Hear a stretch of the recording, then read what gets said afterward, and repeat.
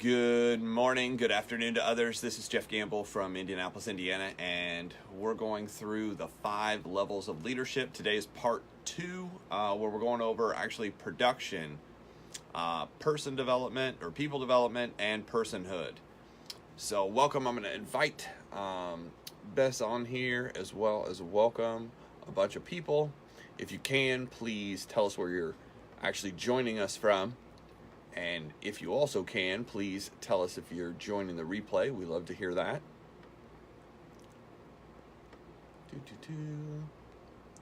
My phone just froze. That's awesome.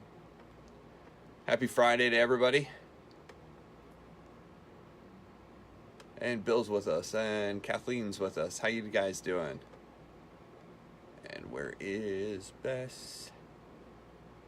Noria's with us. Hello. Becky's with us. So we're going over the 5 levels of leadership today, guys. If you're unfamiliar with the 5 levels of leadership, that is John C. Maxwell's basis for how he builds leadership. So if you're developing a team, developing a company, trying to bring people on with you to what you're doing, this is very important information to learn. So grab a pen so you can take notes over some of what we're going to talk about. Welcome, welcome. Joyce is with us.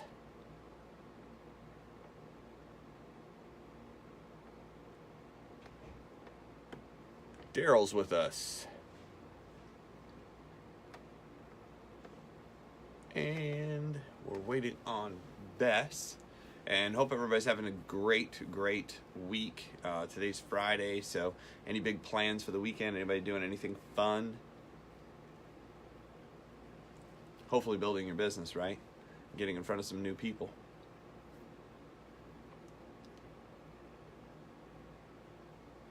Always a good time. I'm going to jump online here, make sure everybody's here. We send out messages, so if you need a text message, you can actually message Bess, and Bess sends out text reminders for these events every single day, Monday through Friday. We do this at noon. And there she is.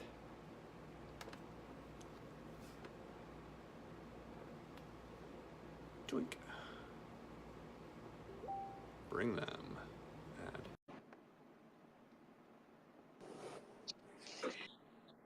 Hey everyone, welcome to the show. Brought my mascot Charlie again because he helps me with leadership and thinking bigger than myself and opening my heart. But I do have one problem with him. He can't hold his liquor, but he does help me teach. So welcome to this show. We are Jeffrey David Gamble of My Leadership Network, also certified John Maxwell trainer, speaker, and teacher. And Bess McCarty with the MLM Millionaire Club, also called the Shrink of MLM. We bring you these generic lunchtime shows Monday through Friday, noon Eastern time, out of the Facebook group MLM Lunchtime Leadership Show. Our purpose is to help people grow, to educate, empower, and equip entrepreneurs and create independent servant leaders. So we're glad you're here. If you're watching replay, we'd love if you type that in, and also love to hear your thoughts about the show. And if you are aiming to improve your leadership skills, please put a thumbs up in the comments, because we'd like to congratulate you for that. So this is the part 2 of the levels of leadership, which I love these last levels, because this is really where it's at. I'll turn it over to Jeff here. Okay, guys, so just for a real quick recap, yesterday we went over position. Position is something that's usually given to someone. It's the start of leadership. It basically says, hey, we think you may be responsible, so we're going to go ahead and throw that at you. And then you have to perform. There's upsides and downsides to each one of these levels. We then went to permission. Permission is all about relationships. So in the relationship part, I may, treat you as a leader, or may automatically attach leadership to, you, simply because I think you know what you're doing, or maybe you've been there a little bit longer, and now we're going to find out if you know what you're doing by performing. That leads us to production, and that's what we were going over yesterday. The first one was The upside of level 3, which is production gives credibility to a leader. Production models and sets a standard for everybody visually, so it shows people what to do. Production brings clarity and reality to the vision. Production solves a multitude of problems. Production creates momentum. This is where momentum is actually created. Production is the formulation of team building. So this is the basis for team building. So let's get into level 3, production. People follow you because they've seen what you've done. Results. So results, leaders basically deliver results. Leaders create results in every situation. So here's the downside. The downside of level 3 is it can make you think you're a leader even when you're not. Just because you can sell doesn't mean you know what you're doing with everybody else.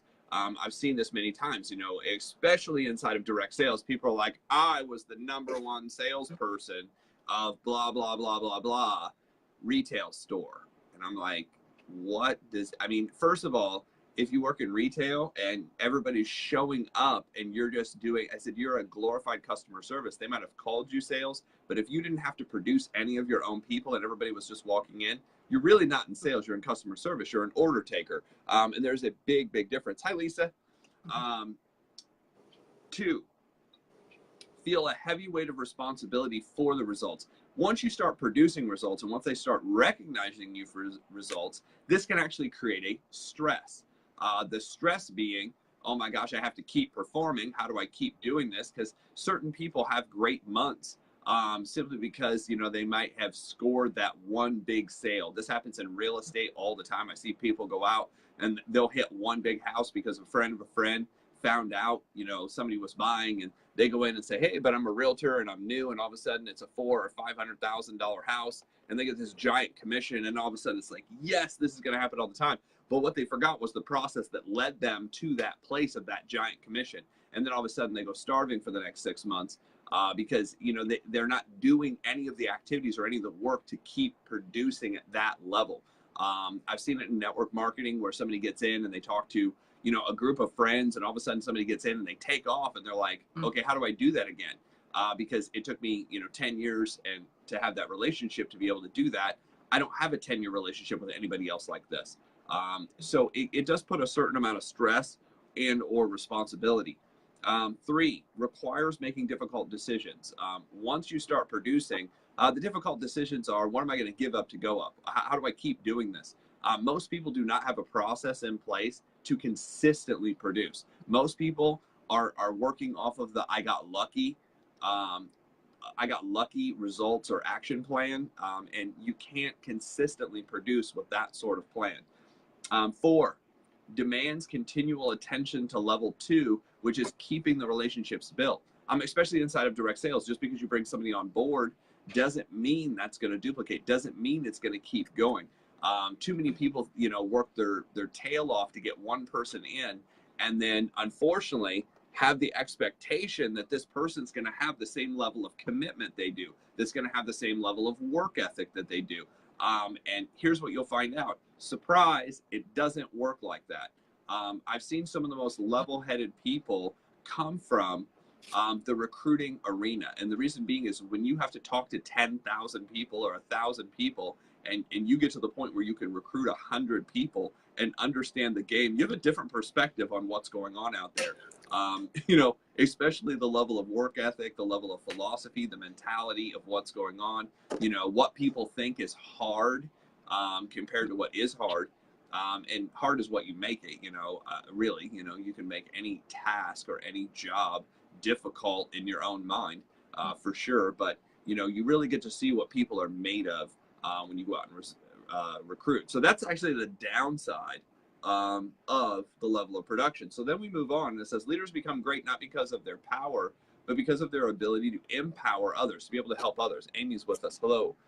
So empowering others is all about, you know, equipping, all about building a relationship, all about production. And now you get to the point where you have to build others. Obviously, it's going to be very hard for you to build others if you can't produce.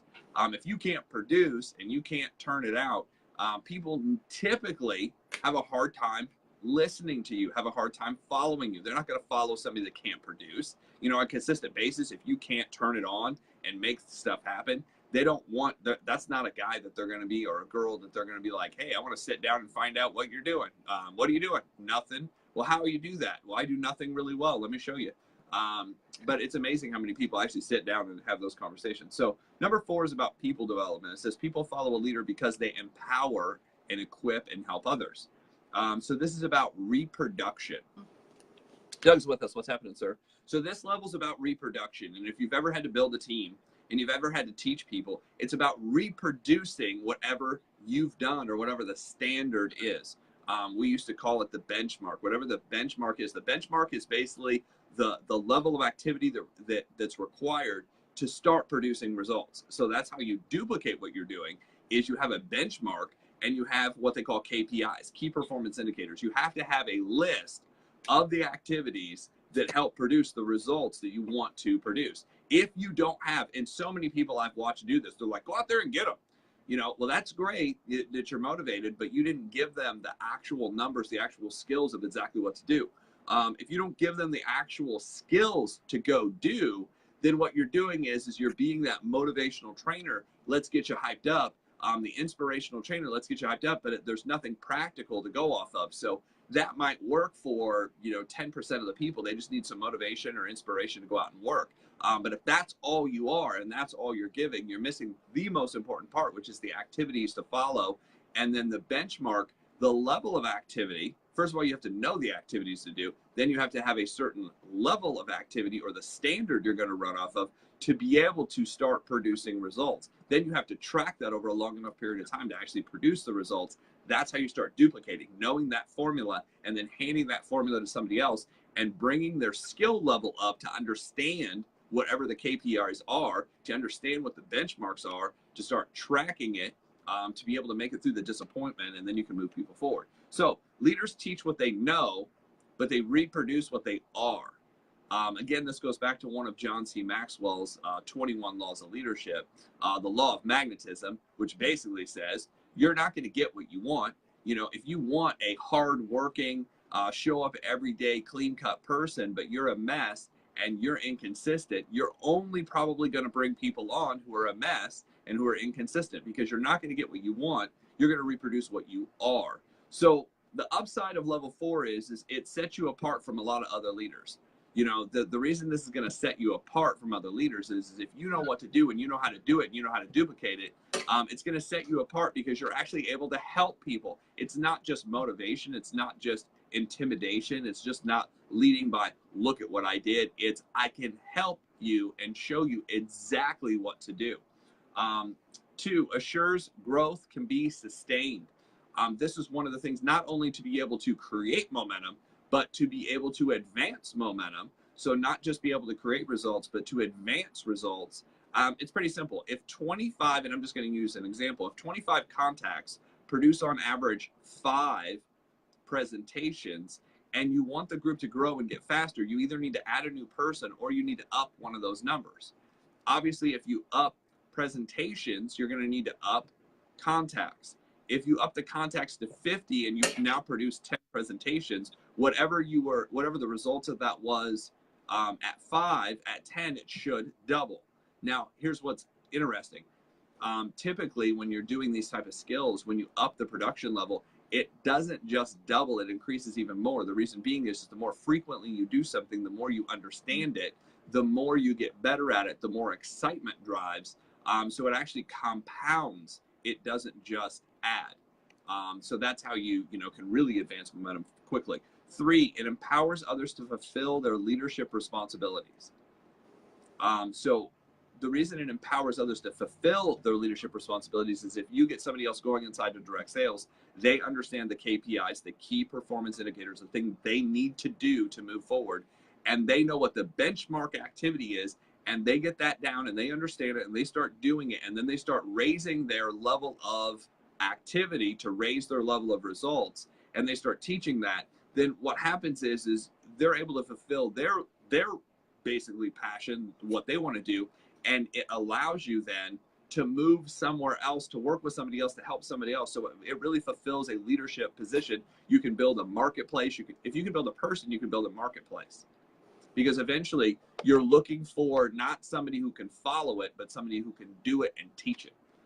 If you can find somebody who can do it and teach it 80% well as you can, then you can basically replace yourself in a market and move on to another market. Because people always wonder, well, what is it? How do I get out of this place? I'm like, quit doing everything for everybody. That'd be that's the simple way to look at it. But these are some of the lessons that you have to learn to be able to not just build one market, but be able to produce in another. 4, empowers the leader to lead larger. This empowers the leader to lead larger because obviously if you're able to develop somebody else, now you don't have to be there all the time. So now watch this. Now your organization grows when you're not there. Right now in the beginning, it's so hard because you have to be everywhere to make it grow. You know, okay, I got this person in, they're not calling anybody. Okay, I got to go over and talk to them. Okay, I've got another person on the other side of town. Okay, now I have to drive over there and help them. That's why, you know, you want to organize yourself to bring everybody to you. There's a great friend of mine. We'll just name him Julian. Julian, basically, when he goes in to build a market, he sits in one place. I thought this was great. He goes to Starbucks and he sits in one place. I was like, Julian, how do you get so much production out of one day? He goes, well, I sit in one place. He goes, what I'll do is I'll sit in one place and I'll have all those people come to me. So I'll sit in a Starbucks, have everybody come to me. And he goes, and I have my schedule laid out. I have a 10 o'clock, an 11 o'clock, a 12 o'clock, a 1 o'clock, a 2 o'clock, a 3 o'clock, a 4 o'clock, a 5 o'clock. And then at 6 o'clock, we go get something to eat. And at 8 o'clock, we actually do a meeting at someone's house. I was like, that's how you build a market. He's like, yeah. I was like, okay, now Julian's full time. Julian basically went from 0 to hero in a period of like 90 days. I mean, I've never seen this particular guy stay in a company where he's not at $10,000 in 90 days. Now, obviously, if you were doing a 10 o'clock, 11 o'clock, 12 o'clock, 1 o'clock, 2 o'clock, 3 o'clock, 4 o'clock event, back to back to back to back to back, and people say, well, how can you do that? Caffeine, I think, he spends a lot of time at Starbucks and Panera Breads and things like that, but he'll sit there and then he'll call somebody and somebody will show up and he'll kind of game plan with them for maybe 1 hour. And he says, hey, during this hour, what I want you to do is text people and find out what their schedule is and find out if they can come meet us today at any one of these times. And he shows them the times on his notebook. So he starts writing down the times. So here's how he teaches them to contact. Now, this is really different, but he only goes into pretty large markets. He'll just say, hey, a friend of mine, this amazing person that I've known for a little while just came into town. I want to introduce you to them. Is there any way you can make it over to Starbucks so I can, you know, so you can meet this person? Here's the funny thing. You never get what is it. You never get what business is it. You never get is it a pyramid thing because people don't ask dumb questions. It's just coming to meet a person. That's it. Julian then will use Form or Ford to actually find out who the person is, compliment the person, build a relationship, build a rapport, and then watch this. He says, hey, is there any way you could do us a favor and learn about what we're doing? Because I actually came specifically into town to help your friend. Is there any way I can show you what we're doing? So if you ever ran into somebody, you could refer them to us. Sound familiar? So he was able to do that. And it was just person after person. I think the most people he's had at Starbucks is right around 30. He actually got thrown out of several of them because obviously he was there all day bringing a business. He always had everybody get a drink. And that was kind of the law of reciprocation. He would get somebody a drink. So all of a sudden they kind of felt obligated to kind of listen to what was going on. It's a really good principle inside of business. I don't care if you're selling, you know, direct sales or you're selling financial services or you're selling insurance or you're selling real estate. If you want that reciprocation, what you do is you give first and then you get back. It's amazing how that works. I've seen that done many times. This is why people do business over breakfast, over lunch, over dinner. This is why people do business over golf outings. You know, if you want to impress the big client, you invite them out, pay for everything to go golfing. Now all of a sudden they kind of feel obligated to listen to you. Now you don't go overboard. This isn't about taking, you know, money that you're supposed to be paying your rent with or paying a car payment or paying for insurance and doing this instead. This is what you do with extra. And you're like, well, I don't have a lot of extra money. Get a job, do something on the side, sell all of your VCR tapes. You know, Sharon's with us. Hello, Sharon. You know, sell all your VCR tapes for the VCR you no longer have. And I think it's funny, people collect, you know, odd things. You know, they have VCR tapes, no VCR. They, you know, it's been like a decade since they've had a VCR, but they still have VCR tapes. So I'm just saying we collect a lot of stuff that's unuseful, not useful. You know, sell that stuff, give it to Goodwill, get $1 for it or $2, and then go get some coffee. Now, Julian, when he was in the beginning and he didn't have money, this was really interesting. He saved a Starbucks cup. he washed it out. Now he's clean, don't get me wrong. He'd wash it out. He'd go to the gas station, get a $1 cup of coffee, and he'd sit there for half the day with a $1 cup of coffee at Starbucks in a Starbucks cup rather than the regular Starbucks. He also would make it at home and bring it to Starbucks, and nobody would question him. And then he'd just buy for other people. It was a way for him to start saving money, because obviously if you're doing this 5 days a week and you're having 2 cups of coffee at Starbucks, you know, especially their specialty, you're spending $10 a day. $10 a day compounded by 30 days, if you're doing it every day, is $300. And people are like, where's all my money going? I'm like, you'd know if you tracked it. But most people wing it. Just because it's $4, they don't even keep track of it. Most people don't. I've just noticed in budgeting, most people don't keep track of anything under $25. Under $25, people don't even think. They're just like, ooh, money, money, money. And then we'll sit and add it up and realize they're eating out 3 times a day. And, you know, that adds up really, really fast. How fast? We went to do a loan for a family, and they have 3 kids. So we were sitting down and I was doing their budget for, you know, where their money's going, because they really wanted to buy a new house. 3 kids. It was kind of, they were in a 3-bedroom ranch that was about 1,200 square feet. They were not bodybuilders or power lifters, but they were large people, and they kind of even they talked about it. They're like, we're large people. We have oversized chairs. We have oversized this, oversized that. We have large kids, and we just need more space. You know, we really want a bigger house. We want a 4-bedroom. We want 2 stories. We want a 2-car garage, because right now we're jammed, packed into this little house. And you know, you see them sitting around the table. They can all, you know, touch shoulders. I mean, it was, and that was a large table, but they were pretty big people. So they're like, we just need more space. I was like, okay. So one of them was like a nurse. Actually, they were both nurses. They just worked in different parts of hospitals. So one of them was making like $60,000. One of them was making $80-some thousand.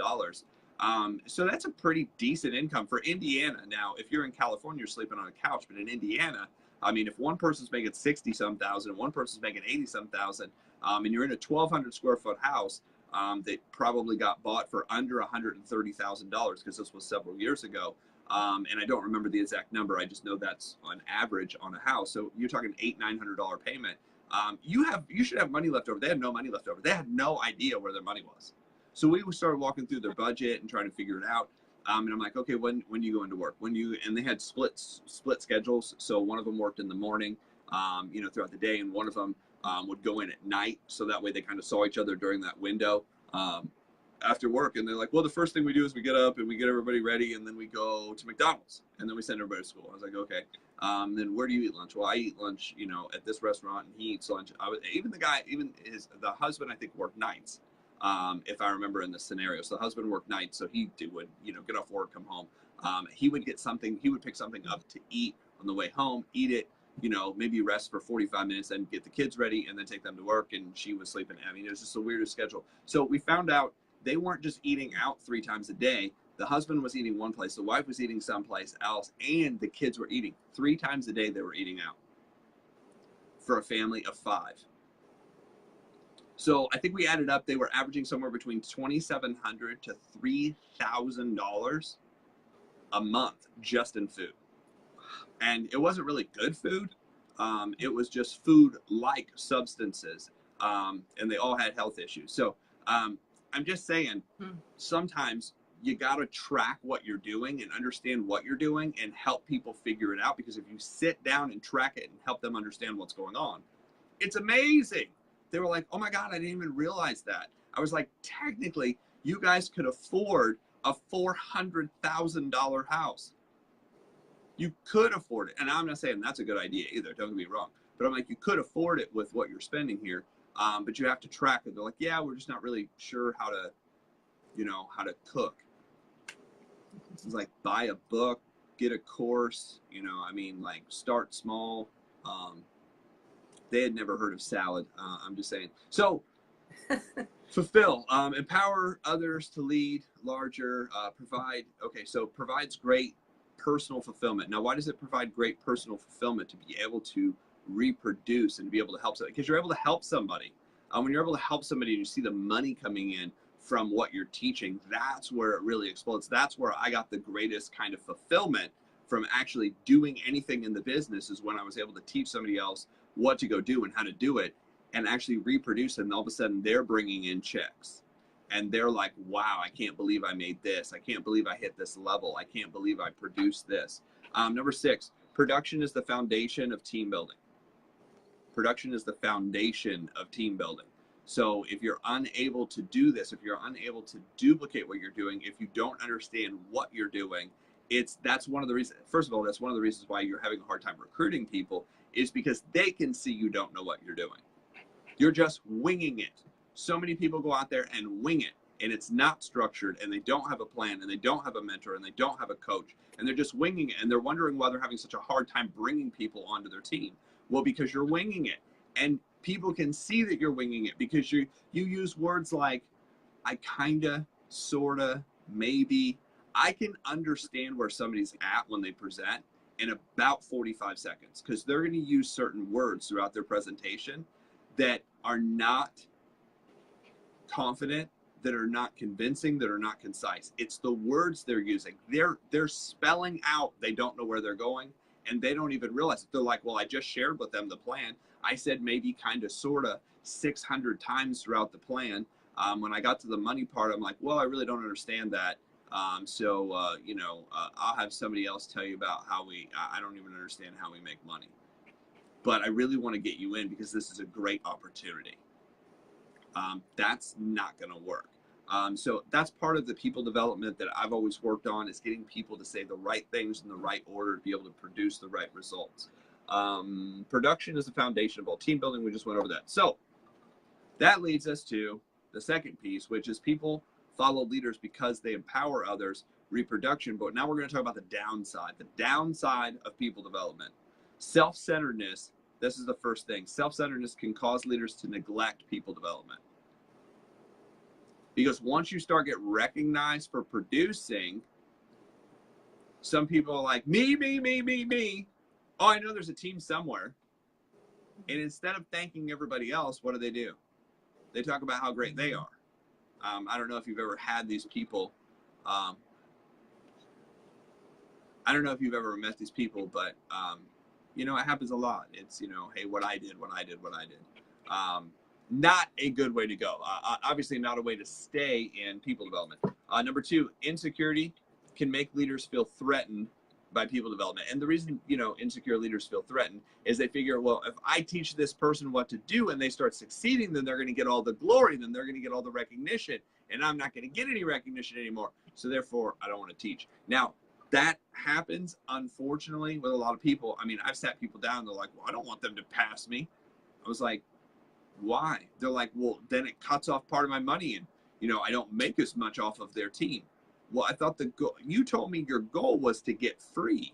How do you suppose you're going to get free if you try to do everything and you try to remain the boss of everybody, or you try to remain the manager of everybody? There's no freedom in that. Oh, I never thought of that. I'm like, yeah, I mean, you should just get into herding cats. You'd have a better, easier time. So insecurity makes leaders feel threatened because they feel that somebody else might take them. 3, short-sightedness can keep leaders from seeing the need for people development. They just don't see the need. They're like, well, if I produced, everybody else should produce. This is kind of somewhat the military version of things. And I only use military version because people who think they understand the military will kind of use that. Well, I'm just doing the military. Everybody should just figure it out. Well, yes, everybody should figure it out, but in the military, they do teach you. Here's exactly what to do, and here's exactly how to do it in most cases. I wasn't in the military, but I have a lot of friends who are, so I've gotten all the stories, and they're like, oh, they teach you, they tell you what to do. It's just, are you paying attention at that time? And if you're not paying attention, you will pay for it later. So seeing the need for it. They don't see the need because they're like, well, I did it, so everybody else can do it. So this is somebody who doesn't understand what? Doesn't understand personalities, doesn't understand that there's different ways to learn, doesn't understand that there's different modalities to learn. So therefore, they think because they saw what to do, that everybody will just see what to do. And some people have to feel that it's a good idea. And some people have to, take the time to be explained. Some people need all the details. And I'm talking all the details. What time, who was the first guy who thought of this, why they thought of it. They need the logic behind it. They need the story behind it. And they just keep asking question after question after question without doing it. Now, some of them never get into activity, but the ones who do get into activity, they need a little bit more information. Number 4, they lack commitment to keep leaders from doing the hard work. They lack the commitment basically to keep on task, to keep the accountability rolling. They might not be doing it themselves, so therefore it's really hard to teach something you're not doing. And you just distract people. You know, I think in people development, you also have the idea of the month club. He doesn't have that as a downside. But the idea of the month club is you got a new idea, and then you come in and try to teach the newest idea every single month, you know, for, 12 months a year for 5 years in a row. And in the end of 5 years, you're like, I just don't understand why this isn't working. Well, part of it is you have to have a commitment to stick with the exact same thing month after month after month, year after year after year, to be able to give people that foundation that, hey, I can do this. I can do this because this person's still saying the same thing. After 10 years, Jeff's still talking about, do me a favor. I want to share with you what we're doing. So if you can, he's still talking about going out and actually physically talking to people. Well, why can't I use a funnel or a web or a tracking program? Why can't I use Facebook, Instagram, Meerkat, Snapchat, backway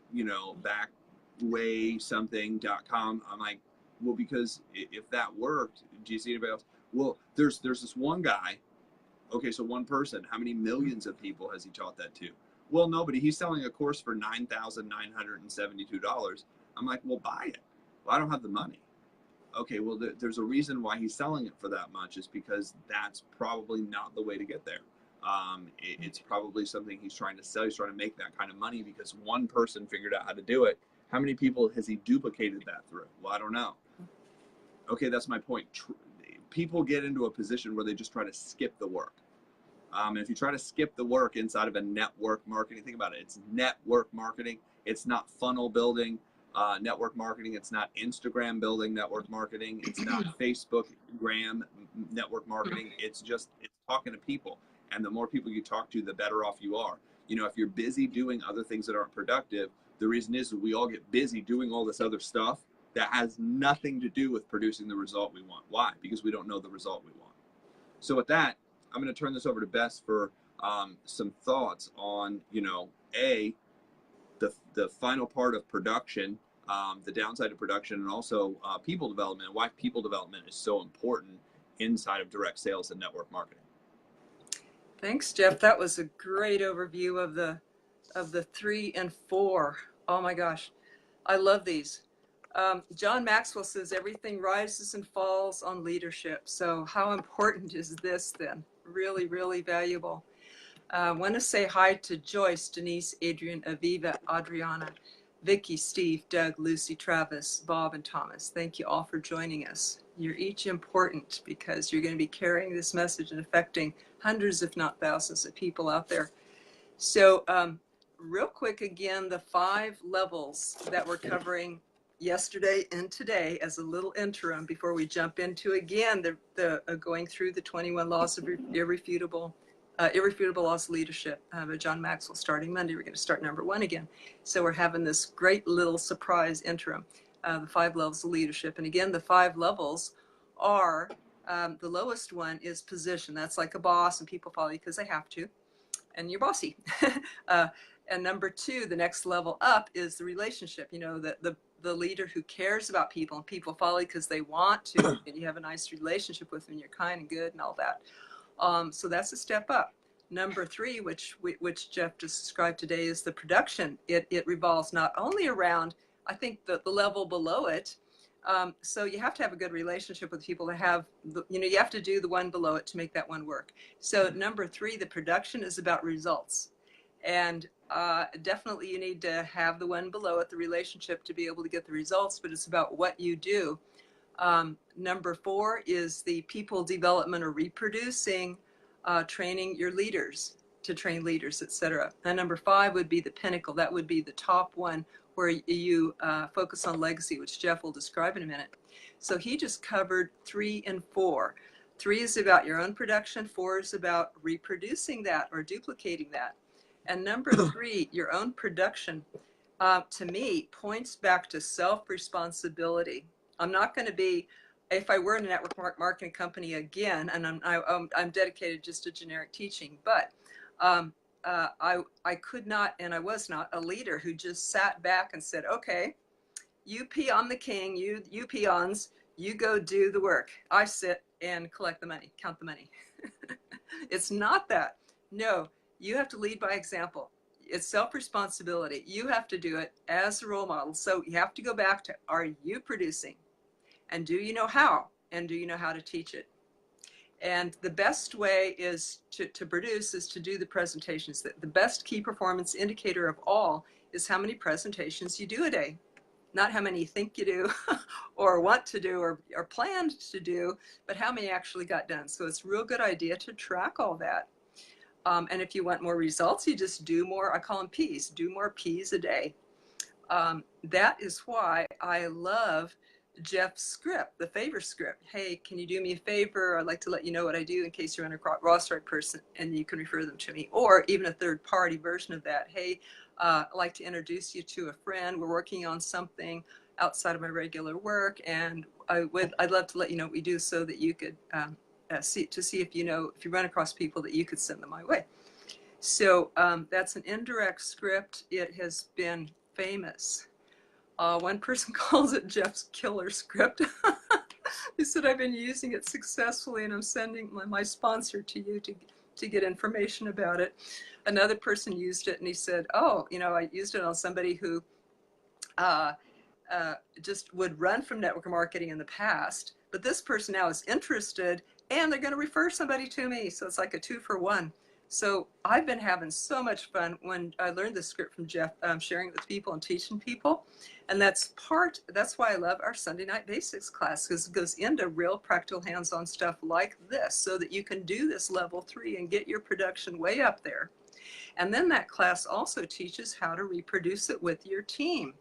So I'll talk more about that in a minute, but you need those things. You need the skills and you need to be able to reproduce it and teach it. Or else you will be like Robert and Kim Kiyosaki, the rich dad people, who made their millions of dollars. And then they sit in their mountain home and they look around, they look at each other and they go, is this all there is? They realize, okay, it wasn't just about them. It's about service and giving back and teaching. So they came down from the mountain home. They started the Rich Dad, the cash flow games. They started teaching and doing seminars, and then they felt alive again. You know, like this is even the best yet. You know, teaching other people how to do what we did. And I took my son to go see Robert and Kim Kiyosaki speak in San Diego a few years ago, and they were just magnificent. We looked around, and my son, who was 18 or so at the time, we looked around, and I said, you know, Devin, look around, you're the youngest one here. You know, good exposure, good training. So he soaked some of that stuff up, those success principles. And afterward, I saw Kim Kiyosaki gathered, you know, just outside of the auditorium doors. There's a whole group of women gathered around her. She's saying, I have a special mission, special passion of helping women to be independent. I know I'm married to Robert, not because I have to or you know, his money. It's because I want to. I have my own money. I have my own business. And she was teaching women to do this, to stand on their own feet and just to self-empower women. You could just see it in them. They love doing it. This was what made their life wonderful. So that's what number 4 is about, developing other people, people development, reproducing, growing leaders, not just followers, but growing leaders. And by the way, no one has ever gotten successful on their own, right? So that was important for me to hear as a loner, shy, artist type, you know, spiritual type, a kind of isolated person. I'll just make my world and live in it and be happy, because I don't agree with lots of the ways of the world, you know, be a rebel, isolated person. So I had to join the world again and learn to still carve out my best existence and find like-minded people who thought like me and work together, and also train people. So naturally, this is what I do. I teach and coach. And so that's why I love our Sunday night class too. Go back to Jeff to hear about number 5, the pinnacle. Okay, guys. So we went through, we went through permission, or we went through position, we went through permission, we went through production, we went through people development. So if you're through learning, you're basically through. That's what John issues his word of warning. If you want to keep moving up, you have to keep growing and keep learning. So personhood is actually the fifth level of leadership. It is, as Bess said, the pinnacle. It says people follow you because of who you are and what you represent. This is why people, get in business with certain people in droves, because what they've done in the past is so overwhelming that they know it's going to happen again. So it's a respect. When they respect you as a leader, they follow you. When they like you as a person, they'll listen. When they like you as a person, they'll listen, but when they respect you as a leader, they're going to follow you. So the upside of level 5 is it's the pinnacle of leadership. It creates a level 5 organization. Somebody who has the vision is able to bring all the pieces of the puzzle together. And if they don't have the right things, they'll go find the right people to create the right things. 2, pinnacle leadership creates a legacy within the organization. It creates a place where you're able to keep transferring that sort of leadership. They kind of know the foundation of what they're doing, and these are the foundational principles. Those principles are then taught to the organization, and that organization transfers those principles down into the organization. Number 3, pinnacle leadership provides an extended platform for leading. Typically, this is a learning. This is a growing organization that constantly is growing and learning. So they create a platform of inclusion and exclusion. They create a platform of extra things to participate in, to learn from, so the people who want to move and move fast have the ability to get in and move up and move quickly into all these different positions. Now, the good news is personhood exists. The bad news is personhood exists. To become a master teacher at anything, I was talking with a friend of mine who received his 7th Dan inside of martial arts. Now, there's 0 to black belt, and then after black belt, typically in most systems, there's another 10 levels. So he not only has hit black belt, hit 1st, 2nd, 3rd, 4th, 5th, but has gotten his 7th degree. And we were kind of joking. I said, years ago, I asked my teacher, I was like, what's the best thing about, hitting? And I want to say it was either 6 or 7 before he's now, I don't know, 8th or 9th. But I said, what's the best thing about hitting this new degree? He's like, that I'm young enough to remember I hit it. Because it usually takes a lifetime to hit some of those goals. And personhood is a lot like that. Personhood is one of those things that you're not necessarily, it could be an overall goal, it could be an overall mission to get to that point. But when you're there, you're just happy that you're there, that you have the ability to remember it and understand it. So here's the downside to level 5. It can make you think you've arrived. Once people start respecting you as the person that can create it everywhere, some people just like what Bess was talking about, Robert Kiyosaki. A lot of people are like, okay, I've made it. I'm going to get my house in the mountains or my house on the hill, and I'm good and I'm done, and that's it. And the organization suffers because what it took to get you there, it will actually take more to keep you there. John always talks about whatever you did to get there, it's going to take even more to actually keep you there and keep you growing and keep you in that space. That's why he keeps producing. I mean, you would think, Augustine just joins us, so you would think that somebody with his background, his level, has written all the books he needs to write, has done all the speaking he needs to speak, has done everything. And I remember when they came to him at 60, I want to say he was 63, 64, they came to him with the idea of creating the John C. Maxwell group, which is actually the group that actually was created to create the trainer, speaker, coaches. And he was like, yeah, I don't know about it. It took him about a year to make a decision on it. And they kept coming back and they said, John, with the amount of material you've produced, no one person is probably going to pop out after you're gone to be able to do this. What if you're able to transfer that knowledge and that speaking ability to 20, 30, 40,000 people who are going to go out and keep it going after you're gone? And it was really that vision that he saw of how big it could get and how many people could be affected. He eventually said, you know what, that does sound kind of good. So he's like, all of a sudden, here we are. I'm 60 something years old and I'm starting another company. Had a conversation with a friend last night, and we were talking about what he's doing and where he's going. And I'm like, you're so talented. You have so much background.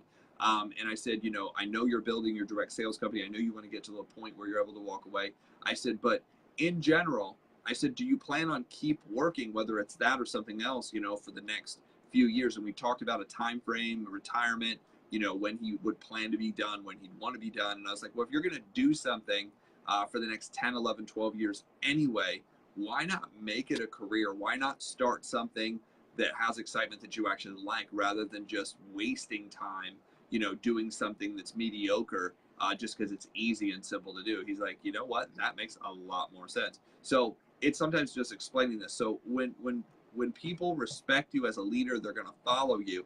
And here's the downside to level 5. It can make you think you've already arrived. So many people think, well, that's it. I'm here. You know, my friend, he's like, well, this is all I'm going to get.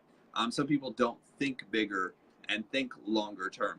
2, can lead you to believe your own press. You know, all of a sudden the ego, you know, hits in. I am that great. I can, you know, I don't have to do as much because of who I am. The reality is you probably have to do twice as much, because now you're being looked at as that leader. So anything you do wrong gets actually amplified and exaggerated even more.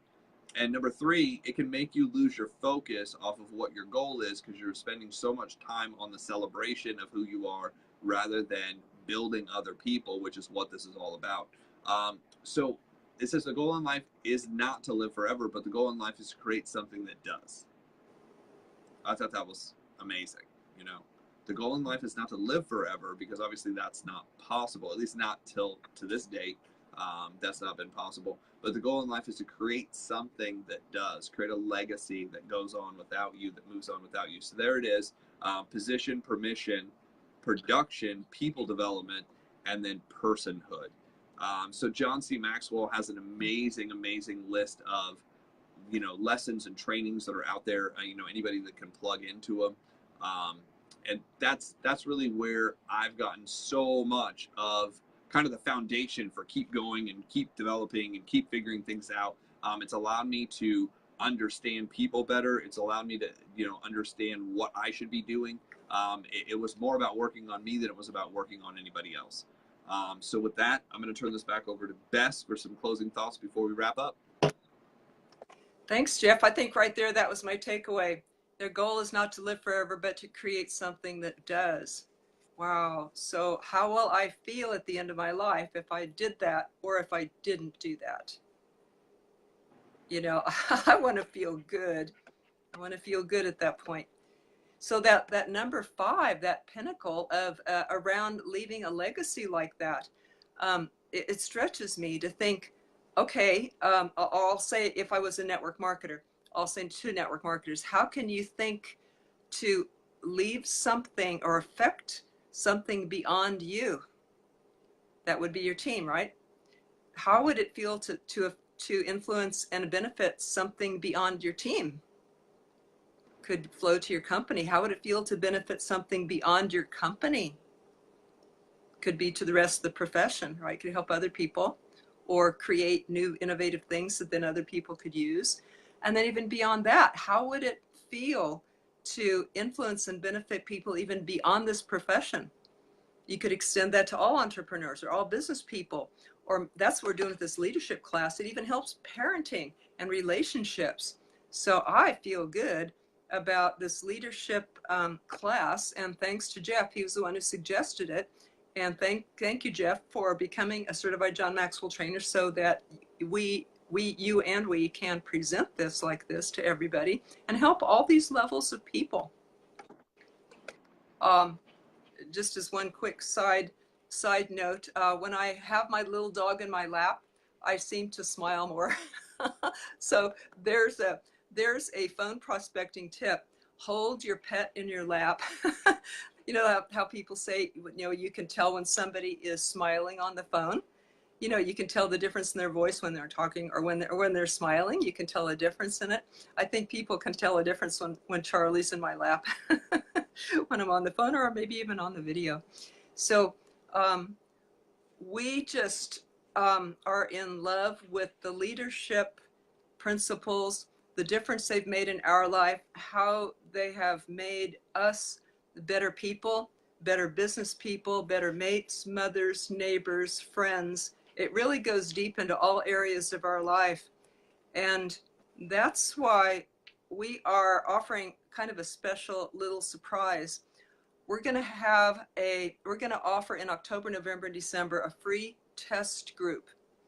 And it's worth $300, but it will be free for people who want to be part of this test group. And it's going to go over 3 of the books of John Maxwell's. Could you tell us a little bit about that, Jeff? So yeah, Leadership University was one of the first things that I actually thought of and wanted to do when I went through the John C. Maxwell course. The reason being is I just found that this information was kind of the foundation to get your head right, to be able to recruit, to be able to team build. And sometimes you need to get you right before you go out and do anything else. The skill level's great, but if you're kind of messed up, with how you see things and how you deal with things, you might be able to say all the right things, but all this other stuff in your life is actually maybe repelling people and your ability to actually recruit and build.